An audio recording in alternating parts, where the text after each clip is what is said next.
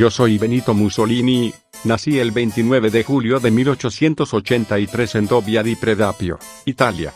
Fui un dictador que gobernó el país bajo el régimen fascista desde 1922 a 1945, período durante el cual introduje a Italia en la Segunda Guerra Mundial. Hijo de un herrero anarquista revolucionario llamado Alessandro Mussolini y de mi madre Rosa Maltoni, que fue una maestra de escuela, empecé muy tarde a hablar, por lo que mis padres llegaron a pensar que sería mudo. Fui un niño conflictivo, que constantemente se metía en problemas con los demás compañeros. A los 11 años fui expulsado del internado donde estudiaba, por cortar con una navaja a un compañero de curso. Ejercí como docente en las escuelas medias de Gualtieri, hasta que escapé partiendo a Suiza, huyendo del servicio militar. Allí trabajé como obrero, aprendí los idiomas alemán e inglés y me integré en un sindicato de militantes socialistas hasta que fui arrestado y expulsado del país. En Italia se decretó una amnistía contra los desertores y le evitó una condena, pero finalmente realicé el servicio militar en Verona. En 1910 contraje matrimonio con Rachele Guidi y como fruto de esta unión nacieron 5 hijos. Fui arrestado y encarcelado por mi oposición a la guerra entre Italia y Libia de los años 1911 a 1912. Algún tiempo después fui director del periódico oficial del Partido Socialista, Avanti. En 1914 estalló la Primera Guerra Mundial y en un primer momento denuncié el carácter imperialista del conflicto desde una posición neutralista, pero pronto decidí cambiar de opinión y reclamé la intervención de Italia en apoyo de los aliados, pero, para mi mala suerte, fui expulsado del Partido Socialista pero en octubre de 1914 decidí crear mi propio diario en Milán, Segundo Popolo d'Italia. En marzo de 1919, fundé en Milán los Fascios Italianos de Combate, movimiento de carácter nacionalista, antiliberal y antisocialista. Tomó su nombre de las Faces, un antiguo símbolo de la disciplina romana.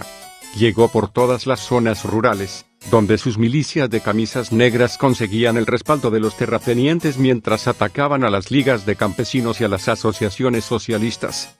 Ya de eso el fascismo dejó su talante republicano para ganarse la confianza del ejército y de la monarquía.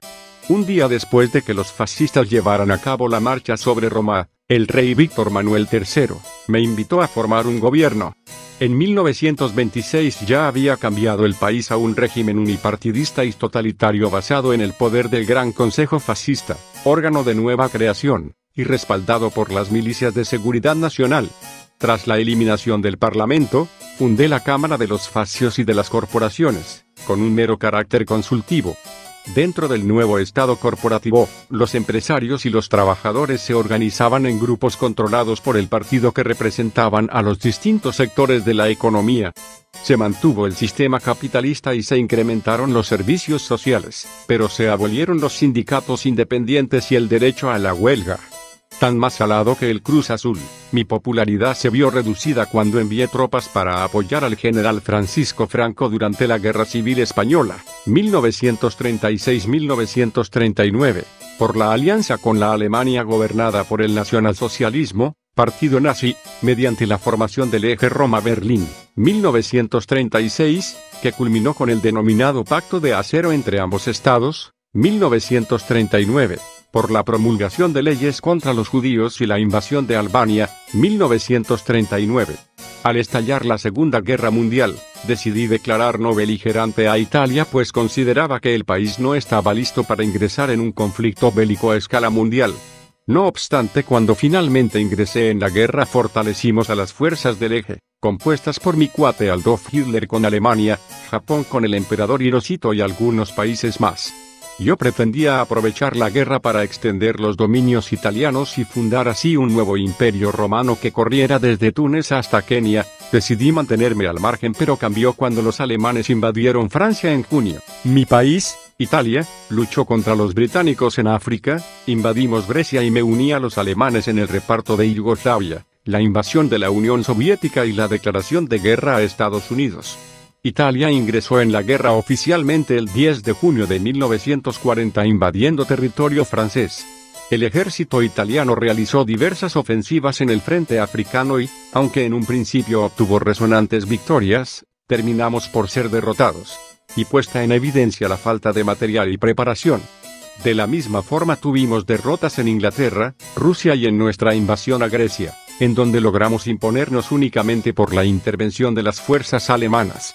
Ya que no logramos un resultado y tras las múltiples derrotas, el Gran Consejo Fascista terminaron por destituirme de mi cargo el día 25 de julio de 1943, le detuvo al día siguiente y firmó en el mes de septiembre un armisticio con los aliados, que habían invadido el sur de Italia. A pesar de todo, los alemanes me rescataron en septiembre de ese mismo año, y proclamé la República Social Italiana. Fugaz régimen radicado en Salò y que solo subsistió por la protección alemana. En julio de 1943 me fueron retirados todos los poderes por el rey y el Gran Consejo del Fascismo y fui enviado a prisión. No obstante, un comando alemán me liberó de su prisión y tras la invasión alemana en Italia, Hitler me restituyó como gobernante de la península. El 25 de abril de 1945, cuando la victoria de los aliados era ya inminente, fui capturado tratando de escapar hacia Suiza con mi amante y bueno. Pues supongo que aquí termina mi historia, me van a ejecutar en 3 días. Muchas gracias por escuchar mi historia.